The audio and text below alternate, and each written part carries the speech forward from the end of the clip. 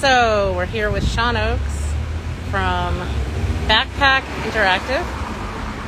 Let me just give people a minute to tune in. Okay. I know that Jessica Milstein said she was going to join. Hey, Buddy Harris. Hey, New York gay dad. How you doing? That's one of our dads.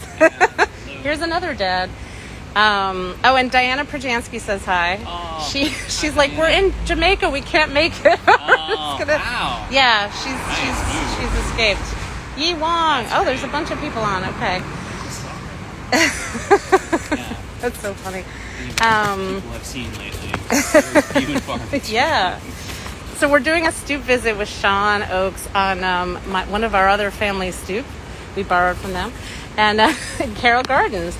And we're doing an educational series now. We're going to meet with a teacher later this week. We want to really hear, what it's been like for you working in the field since you're an expert in educational technology and you've been working on remote learning, which is suddenly this huge thing that we're all dependent on. Mm-hmm. So what have you observed, and tell us a little bit about your work and Sure. all that stuff. Well, I've seen lots of things with my own kids. I've got 3 kids, and they were learning in our apartment since March, so that's been interesting. It's been great. I've been around field testing constantly, right? I'm constantly seeing in real time what things are working and what things aren't. Oh, that's awesome. But and they're great. They'll jump onto. They've literally tested. One of my sons tested a math product and did a remote learning session with the author of the product, which was really cool. And I was hoping he would do really well. I was come on, you can do it. That's and, so cool. My daughter gets really excited about this. There's software called Kahoot, and it's really great for remote learning. And she gets really excited. She's like, that's when the most engagement happens in my classroom. Everybody shows up for the Kahoot learning sessions because they get competitive and they're all answering questions. So you can see there's a leaderboard and you can kind of see what's happening in real time. And so anyway, it's been really cool. I learn all this stuff from them all the time. That's amazing. How old are your kids? My daughter is 13, and then I've got twins that are 10. Oh my gosh! And you're in this here building, I'm up right there across someplace. from the Stoop. Yeah. That's very cool. Right. These are nice Stoops. We don't all have Stoops. It's Thank okay. you. Thank you to Emily. Yes. So what have you noticed? Hi, Lara. What have you noticed in terms of the shifts of roles, for teachers and parents in this time? Parents have become way more sophisticated, I think, about educational technology. I feel like my horizons have been broadened by the fact that I try to use all this stuff in real time. But that seems to be the case for parents that I've talked to too, is that they have lots to say about this stuff, and they voice their frustrations. A lot of their frustrations often are around the integrations of many different products. And I think that it's something that I've been encouraging our clients that we work with a lot is, if you are building something, think about how it integrates into the overall kind of environment that it's going to be used in. If it needs to integrate with Google Classroom, if it needs to integrate with another platform that allows you to kind of post the results of whatever it is, think about those things. And obviously, companies are always trying to do their best to be somewhat open, but there's other companies that are by design kind of creating pretty kind of closed systems. And I think when they do that, particularly right now, it's going to be a tough road for them. So the more that they're able to kind of build open systems and make sure that it integrates everywhere. For teachers, we talk to teachers a lot, and they've been very vocal lately. And for teachers, the thing that can be really helpful for them is kind of think about almost what I would call meta onboarding. If you have all these different product integrations, how do you give them a roadmap for how that works? Or are you going to just leave them on their own to sort of figure out how Seesaw is going to work with your math program? So the more you can do to keep kind of support, and there's something about that. It's not even necessarily product design. It's kind of professional development around it, or other support, other scaffolding. So I think those things are really, really important. Yeah. Well, and for those watching, hi Sam. another mom just joined, another Stoop Stories mom. For those watching that don't know, we used to work together at a kids site called Mama Media and we Channel 13. And I know from being in ed tech in the past that teachers have always struggled with this onboarding of new technology and integration, and it's been a challenge all along. Their time is really limited.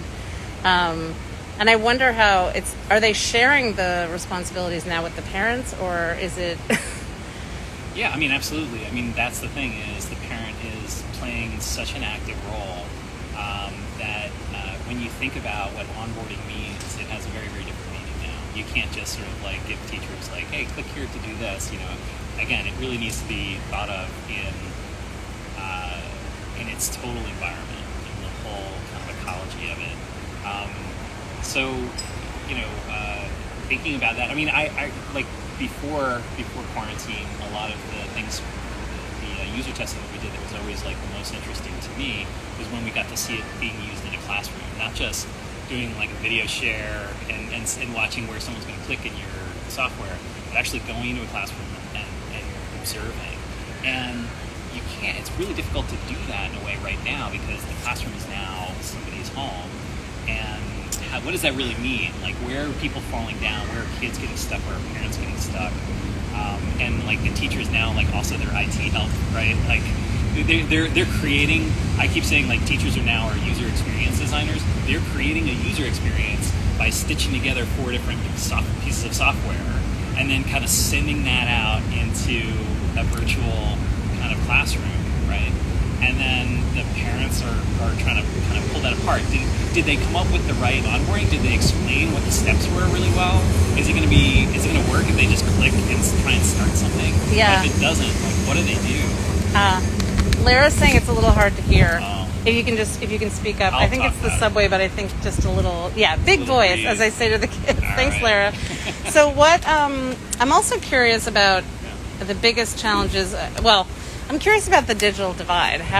We know that a lot of students are at a disadvantage in that way. Is there anything you can share about what you've observed? It's a really big issue.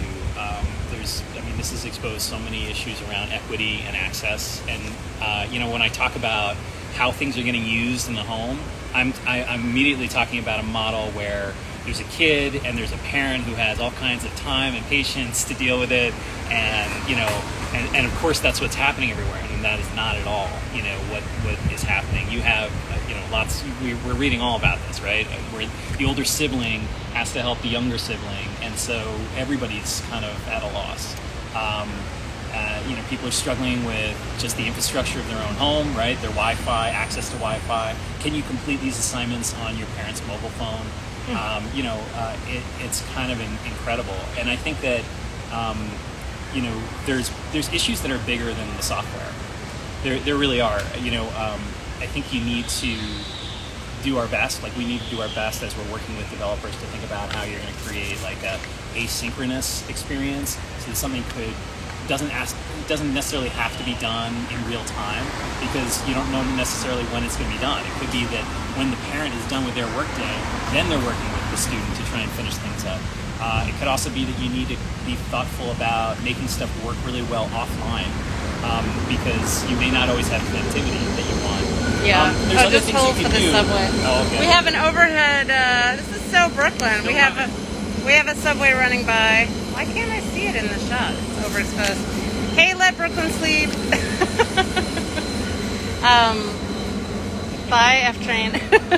So what were you finishing up a thought? No, I think that's it. I mean, as I said, like there's some bigger issues at play, but I think if you go to all the trouble of finally getting online, finally getting the time to do this, and you can't figure out what you're doing, I mean, it's a pretty big argument in favor of trying to make things as easy and simple and direct as possible. Trying to follow like really common interactive patterns so that people don't have to even learn. They just know because they've used something really similar.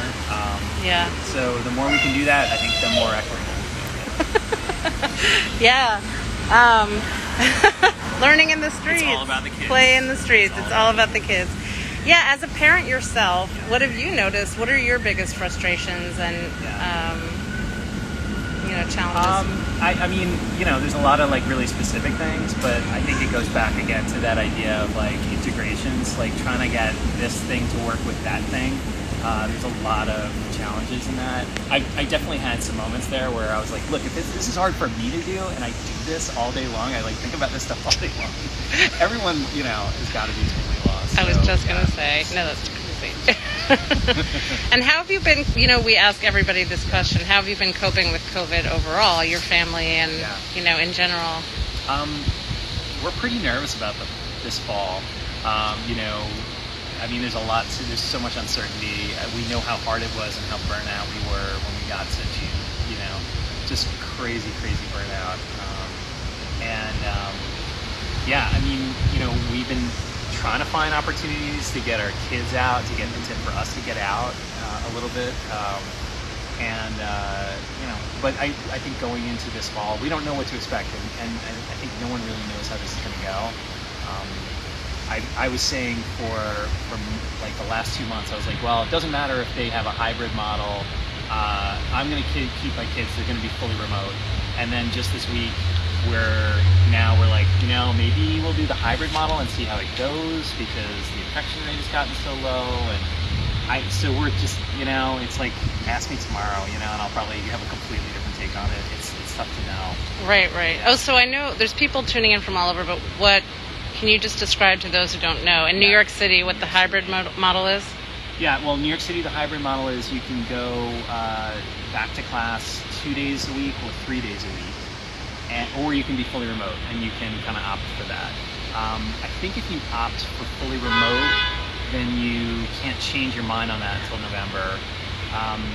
But the hybrid model, we'll have to see. I think that, New York City has been pretty conservative, I think, overall, about like trying to be careful about this. But there's a lot of pressures. They're constantly between that, like, what's worse, right? Is like the struggle that they have. And so I definitely understand that, and we're trying to figure it out. So yeah. Is the city making any more decisions about? I think that they've decided. I think that this is what they're doing. Now it's like I think that they had to make enough of a stand, like sort of kind of put a stake in the ground so that schools could get the physical stuff that they need to get in place, and so that teachers can start planning. Yeah. But I can't imagine what it'd be like right now if you were a teacher and you didn't have confidence in your school. It's got to be an incredibly difficult situation to be in. Yeah, really rough. We're talking to a teacher in Chinatown in a couple of days who's been extremely concerned and protesting, and Carrie Palmer says, I wish I had help from my son who's 13. All he wanted to do was play games online with friends. For us, online learning didn't work. Boy, what do you have to say? Well, that's what our home looked like every once in a while. It wasn't all the time. Like, it was successful days, and then there was days where we were just like, what are we doing? This is just not. Who learned anything? I learned something that I didn't want to learn today. I definitely get it. That's been a huge challenge. I think that the thing that was interesting for my daughter, who's 13, was that she was sort of seeking out the moments when there was a connection to her class, because that was her social outlet, even if it was a virtual connection. And that's why I think, a big thing that I think is super important for EdTech products is trying to build in the principles of social emotional learning into whatever it is. And I know that I've talked to people in the past, and they're like, well, this isn't really that kind of product.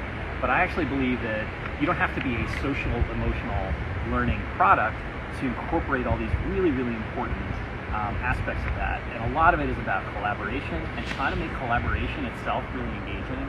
And we know, especially like when you're 12, 13, 14, being able to collaborate with your peers actually is in many ways almost more engaging than collaborating with your teacher or having that relationship. So that peer collaboration is so key, and we know it's important, right? Like all the studies say, like this is a key way that kids need the skill. So So yeah, incorporating those things into your product is like paramount. And we were sort of thinking about this a lot, maybe 2 years ago. We've been really kind of ramping up, like, what does that mean, and how can you use the tools to build in that actual, like, real kind of peer-to-peer relationship in a way that's safe within the software? Because of course, that's another aspect. You can't give kids free rein to communicate with every other user. That doesn't work either. So right, and it's specific to age. Yeah, I'm glad that you brought that up. I know that game designers have always said that a lot of the learning happens around the game, outside in the chats, in the conversations with peers and at the dinner table, and everything that when inquiry. Yeah. And you said, and I saw one of your articles in your blog. Parents are EdTech's next big users. You talked a lot about social interaction and how that influences learning. Yeah, I think that there's a lot of ways that you can kind of build on that in a way that isn't also just like an open forum, but is very directed. I mean, for younger kids in particular, that relationship between the teacher and the student is so important. And a lot of times I think when people talk about educational technology, there's this idea that it's this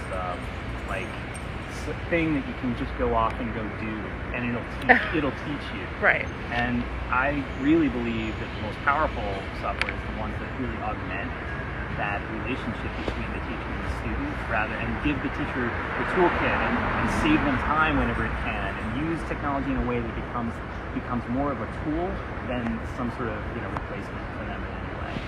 So yeah. What's one really cool example that you can think of that you've seen or that you're working on that's really you think serving in an exemplary way at this time? Well, I mentioned Kahoot. I really like that a lot. I think that's a great kind of. Kahoot. I mean, it's really straightforward, and it doesn't have to even be used in an education environment. Like people are, Jessica Milstone was just talking about how I've seen it used in at a bar mitzvah, or I think one of my kids, it was like a birthday party. And you can have these kind of fun. It's built around the idea that if you create a really good kind of. I love New York. Someone's happy. Cyclist. If you build in these built on a platform that just very seamlessly can create these real-time interactions. But if you create these really fun challenges or fun templates for teachers to use, for parents to use, then it immediately builds that engagement. So I really like that a lot. I think that there's some really interesting stuff that we're working on that is about to roll out for a higher ed client. So we've been working with the University of Pennsylvania to work the school business, and they have a really cool product that's going to kind of announce some more details about it, I think in September. But it also really kind of is encouraging these kind of rich dynamics between peers and that peer-based learning. And I think now is definitely a time where everyone should be thinking about that much more. There's an opportunity. It's an opportunity to kind of use those principles. Yeah. Well, and for designers who are watching, who are in ed tech or children's media or any kind of educational software product. Oh, I see more people joining. Hello. Hi, guys. Any insights about designing specifically for at-home learning? Yeah. Well, I think that, thinking about ways for your product to be used asynchronously, I think is really, really important. Thinking about ways to develop communication, whether it be between the teacher and the student, teacher and peers. Hold on one second. Okay. Subway.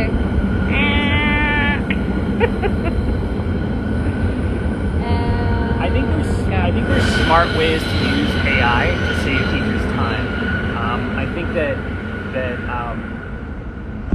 machine learning and artificial intelligence, building really great systems that use those is really hard. That's actually really difficult. Some people sort of think okay, well, you put a bunch of items in an assessment and it'll serve up the right one at the right time. It will. But building that system really carefully, and we know there's also a lot of pitfalls, right? Because there could be all kinds of bias that can come into play. So I think you need to be really careful about that. But when used really deliberately and really thoughtfully, I think that those things can actually be great for teachers. And that's the thing that I think is really key, is the more it can be great for teachers or great for a parent, and then the learner will win. I think they'll still be a big win for the learner. Nice. I know we're going to wrap up in a minute. Is there anything that I hear, Mr. Softy? Is there? It's all happening. It's all happening. It's Brooklyn. Is there anything else that you want to share about your experience or what your? I mean, how do you feel about the kids going back in the fall? Your own kids, you know. I just. Oh my God! It's coming down this block. Wow, it is full on coming down this block. Oh, you know. Should we stop them? Yeah, we're gonna stop them. Eve, this is awesome. My friend Eve just put an ice cream icon on the screen. That's really funny. He's not stopping for us. Come on. I know. It's hot enough. You really want. Yeah. How do you feel about your own kids going back? I think it's gonna be it's still gonna be a challenge. Like, I just have no idea if they're doing. I'm sure that they're not doing as well as they would have. I know that they aren't. And my wife has done an amazing job. Kind of coaxing them along and getting them kind of ready for it. And out of my 3 kids, I think one of them is still just like, he's actually a great student, but has had the most trouble not having that structure and not having the friend kind of the social interactions. So it sort of depends on the kid a little bit, as I'm sure a lot of people who are watching right now are probably nodding. I would imagine it's like, it depends on the kid, and it can be really frustrating if one of the kids is like, really, this is just not for them. It can be really hard. Yeah. And yeah, they end up playing a lot of video games. So I don't know. Maybe there's something learning. You can sneak in some of the learning games. That would be like probably a good thing. They always sneak it out. They do. Wait. Just learn something about math or physics. The whole broccoli, the whole cake after broccoli, or ice cream after broccoli. Yeah. Chocolate covered broccoli. Chocolate covered broccoli. There it is. Do you guys have any questions at home? I see all kinds of lightning bolts. What's Eve is. Oh my God, I can still hear Mr. Softy. Good Lord. Well, there's a park. Oh, that's right. That's what so they're going for. We went to a protest back in, I guess it was in June. It was at the end of the year, and it was actually ended up being a chance for my twins to see their teachers in person right at the end of the year, which I feel like, in a weird way, like, I mean, they're 10, they're finishing out 4th grade, like, I feel like they need it, like, a little closure. And it was interesting because it was like a very charged kind of moment, right? Mm-hmm. We were there as part of a protest that was marched from their school. Anyway, part of what was really kind of interesting was, like, right in the middle of like the protest and everything was going down and people were like kind of chanting or whatever, Mr. Frosty drove in. And Mr. Frosty had like the full on like song going, the tune going or whatever, and everyone was like a little bit like, and then Mr. Frosty went away. So, but it was definitely like they were a little like, I don't know if this now is the moment. So first of all, I was at that protest. I actually filmed it and then live, and then I interviewed a mom on her stoop next to the school. Oh, cool! So funny. Very cool. Yeah, I didn't see you there. Yeah. It was a pretty. Well, we all had our masks on. I know, and it was a pretty full. Like, it was a big crowd, and it was 2 schools, right? Yeah, there were 2 different schools. Got together. Yeah. Oh, it was on Juneteenth. I remember. That's right. I remember that. Well, since you brought it up, this is the other question we always ask: is how do you feel about the movement right now and how it's progressing? I mean, it's interesting. I mean, I hope it doesn't lose any momentum, especially, I've been talking a lot about, my company and my business. I think that it's really important that businesses be really kind of putting their money where their mouth is and or walking the walk, I would say. And so that's a really important thing right now. I think it needs to kind of maintain that momentum as best it can. So yeah, I mean, I think it's, we were very, we think a lot about the Southern Poverty Law Center, and they have a teaching tolerance curriculum that's really, really amazing. And so if people are thinking about some place to kind of donate or support, I think that's like a really amazing one that we've been very active with. So wish we designed it. You did? No, we didn't. Oh, you wish you did. Wish. Teaching tolerance. Yeah, and there's also facing history in ourselves. There's a few different ones. That's really great. That's really great. And since you brought it up, I just have to ask. You said your wife was doing a lot of the coaxing along of the kids at home. Yeah. This is something that's come up. Yeah. Not to put you on the spot, but No, that's right. are you noticing in any of your user research or any, just anecdotally, more moms involved or more dads, or is it equal with the schooling at home? We have continued to do a lot of research with teachers, but we have not, and we have tested products that are intended for remote learning. But I don't think I could speak and really say that we have a data set that really points to that it's one parent over the other. Right. Oh my God. Maybe that's our cue. It's a beautiful night, though. Really Maybe that's our active night. cue to to wrap it up. But I see so many new people joined. Hi, Madison. Hi, Mary. Carrie says my son is going to school. He has gotten so lazy sitting at home. Carrie, where are you located? She can't respond. I bet no matter how well he's doing, it's hard not to feel that way. I mean, yeah. Looking back, I'm amazed at how well we were able to do what we did, considering. But I know that when we were in it, we were not feeling great. There weren't a lot of this is so great. They learned they learned a lot about. My sons learned a lot about the American Revolution, and that was my wife's real history buff, and really kind of got into that. Nice. And we figured out some other things to get them excited. Yeah. Actually, 13 has Mission US, and so they were playing Mission US, and that was and we've worked on the website for the teaching materials for that, and that's a great resource. And talk about trying to sneak in some games. Yeah. They definitely were this is still, you're trying to totally get us to do this game. And I was like, all right, well. Did they enjoy it? They did, actually. They got really into it. And also, I think, at that point, I was like, if you do that for an hour, then you could do an hour of Roblox. So what about, let's do some kind of barter system with the technology, with the technology stuff. So. Shout out to Mission US. Yeah. And just to say that, there's still learning in Roblox too, right? There's the social interactions around it. There's building. There's all kinds of. So it's not either or, which a lot of people think. It's either educational or it's fun, and that's something we always have to point out, that it can be a good product is both. Right. Right. And if you can get them to spend time in Roblox Studios, which is more like programming or more like customization and things like that. In exchange for an hour of whatever it is, with a sword, hacking at somebody, then that's probably pretty good too. Yes. Yeah. Oh my gosh. Yeah. It's all retort to that. Yeah. Yes. Any last words? Oh, Carrie's in Queens. Yo, Queens, what up? Is Queens noisy tonight? Yeah, it's Queens noisy. Brooklyn is. Well, we've been enjoying sitting and chatting with you, and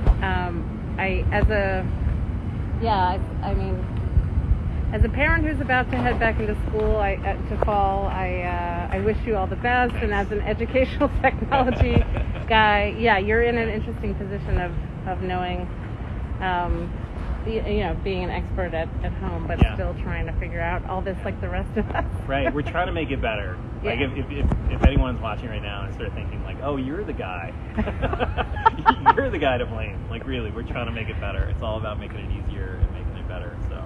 Yeah, it all happened really fast. Yeah. Well, thank you so much, Sean. Thanks, this was great. Yay, Yeah, it was really super good fun. time. Keep Cool. chatting. Yeah, thanks everybody, and we'll be back with more teachers later this week. All right, Cool. take care. Bye. Bye.